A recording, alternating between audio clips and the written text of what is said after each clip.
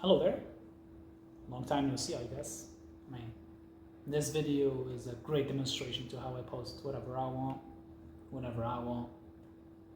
I mean, my last video was a video about math. The one before was like an animation, and the one before those two was actually like an anime video or a gaming video. I'm not even sure at this point. I mean, it's been two no. Yeah, actually, it's been about 2 years since I last posted. It's funny, but yeah, whatever. I wanted to post about philosophy this time, so let's just get to it, I guess. He who fights with monsters should see to it that he doesn't become a monster. And if you gaze long enough into an abyss, the abyss gazes also into you. Is a quote from Friedrich Nietzsche's work Beyond Good and Evil, used exceedingly in all forms of media, videos, books, video games, and anime, usually in the context of existentialism, identity, and perhaps even morality.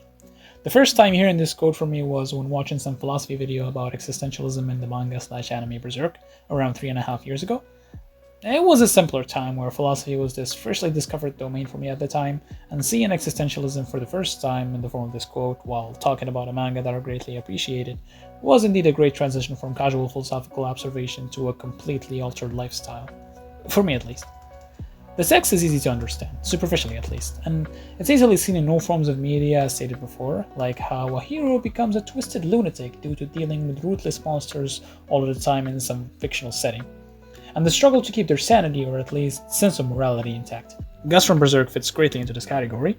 A more grounded description would be how a kind and pure-hearted person slowly succumbs into apathy and nihilism due to contact with a cruel world that doesn't seem to care about their values and ideals. The most interesting part of the quote yet is if you gaze long enough into an abyss, the abyss gazes also into you section. While it stands on the same basis of the first half of the quote, it is a lot more existential.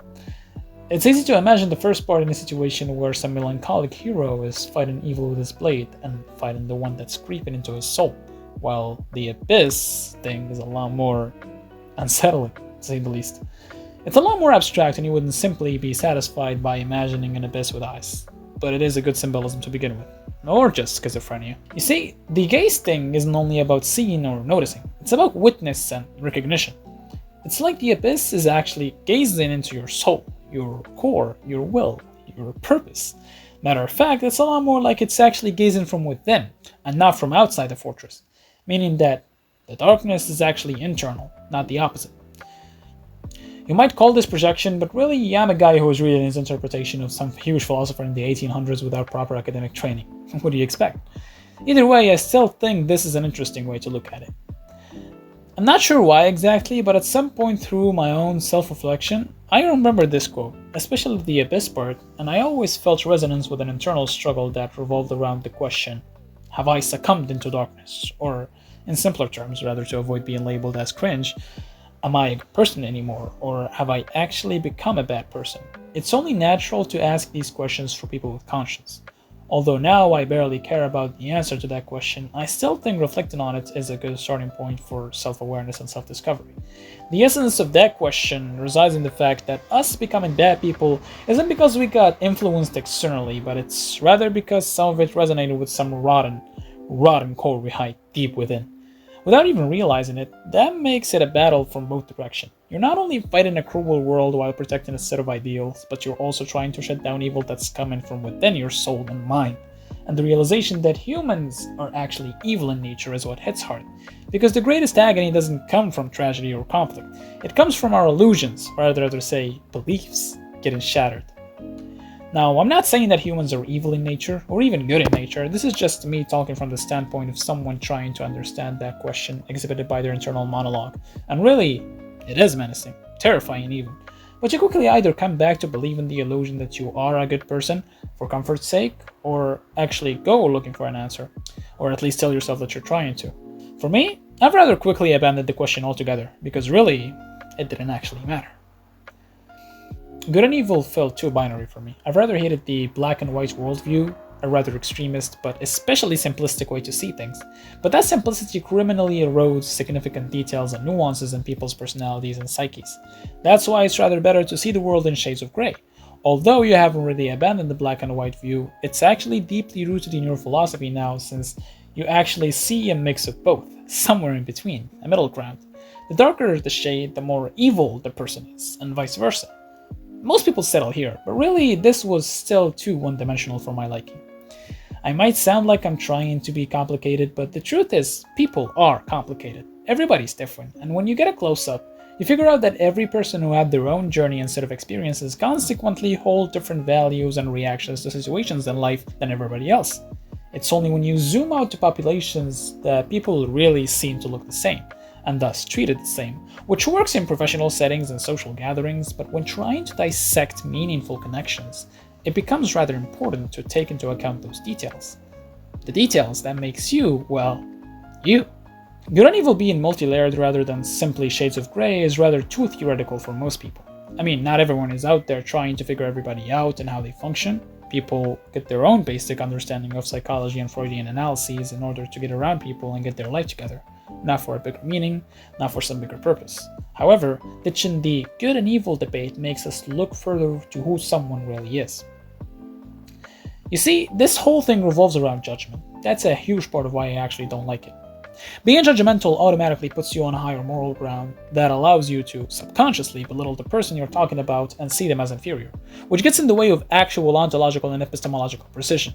And look, you can't really help it when you're pinpointing the person's mistake and label them as a messed up misanthrope or simply just a bad guy. And that drastically shifts focus from observing the phenomenon to literally just feed one's ego. But here's the thing. It is rather difficult to classify actions as good or bad because neither is actually absolute. See this. A guy who is going through withdrawal from not smoking is sitting in a cafe, full of people. I pull up to him and give him a cigarette. Now, some would say this action as pure evil. I'm actually enabling addiction rather than help the guy detox. I'm actually indulging him further into his addiction. But on another lens, let's say that I know the guy is presenting the risk of disturbing the peace of the environment he's in, and that maybe due to the symptoms of the withdrawal he's going through, he might make a decision that he regrets. Something the likes of destroying private property or just assault. And maybe when he smokes that cigarette I gave him, he'll clear his head and think properly. Maybe make a breakthrough in a problem he's facing. And that way, I actually helped him. Or maybe in a simpler stance, I couldn't bear watch him suffer, so I gave him a cigarette to ease out his pain. So one could argue that my act was of kindness, not evil. So what is it then? Good? Evil? Both? Well, my answer is, it doesn't really matter. Same goes with a mercy shot situation. Is it truly kind that I wanted to end the suffering of a dying man by ending his life with a bullet? Or is it absolutely cruel that I eliminated every slim chance of him surviving? The thing with these dilemmas is that they make it seem like we're stuck, when really all you have to do in either situation is to be pragmatic, do what works and leave both adversaries with minimal damage, or rather follow law or certain rules imposed by a higher being, religion, or even better yet, follow your own built moral code that's carefully put together to align with your beliefs and what you think is right. That way, no matter the outcome, you won't have to deal with a beat-up conscience, assuming you have one. Now, returning to our initial point, the gaze into the abyss quote is often interpreted as Nietzsche warning us from falling to evil and darkness due to frequent friction with an unfitting, uncaring environment. Whilst really, Nietzsche didn't really fix a tone on this one. If you take into account the view that evil and darkness isn't necessarily good or bad, but rather entirely dependent on perspective, meaning that it might not be something that's bound to be shut down, that should be rejected. But a simple shift in perspective makes us see that it's just an unpleasant but rather essential part of our being.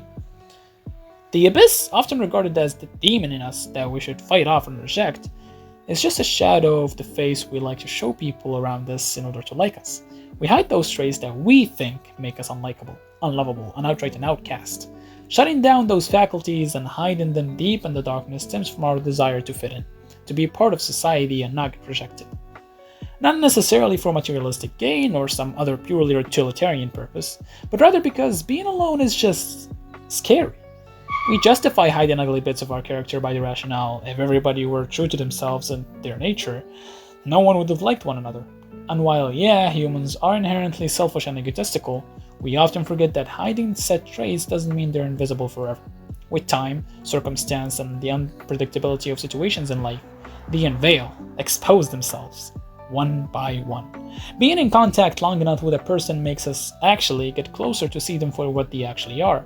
And that's not necessarily a problem. What actually is a problem is that this side of us that we chose to not show is immature, lacking in growth, because we didn't nurture it as we should have, like we did with our other shiny bits. So when they come off out of brute force, we seem like despicable, detestable human beings.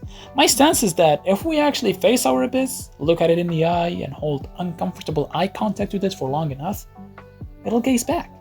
And we'll recognize that it wasn't that ugly after all. It was just a missing piece that without it, we may seem better than we actually are, but with it, we're closer to being complete, to be human. And that is the most gracious thing of all, for one to fulfill their desire to grow and know themselves. That is, in my opinion, the most fitting definition of humanity, not the opposite. Maybe that darkness inside that manifests itself in moments of anger and despair isn't really a monster. It's rather a kid that hasn't been well nurtured or treated, that has been neglected all of its life and thus left unseen. Its growth got stunted, and he just remained in place, unsure of what to expect, or what to actually feel or think. So he just got angry at the world, and he was just using those undesirable moments as opportunities to express himself. Perhaps the abyss wasn't evil or sinister. Maybe it was trying its best, but didn't know any better.